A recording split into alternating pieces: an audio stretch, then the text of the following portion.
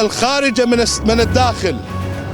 نرجو من الشباب والشعب الكويتي الحر الذي علمنا الحرية والذي علم الشعوب الأخرى ما معنى السلام. احنا ناس مسالمين، ولكن المسالمة مالتنا لها حدود. مع طلال الفهد ما في حدود، لأن هذا الشخص تعدى حدوده.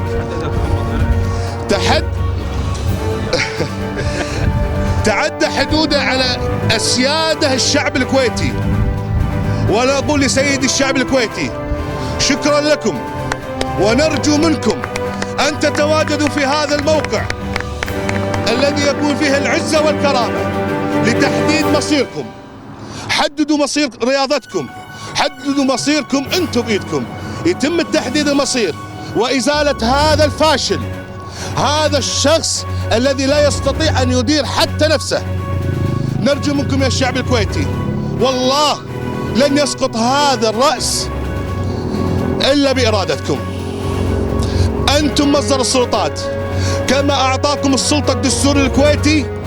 الأمة مصدر السلطات جميعا، وأنتم مصدره، فحددوا مصيركم وشيلوا هذا الفاسد من هذا الكرسي. وشكرا.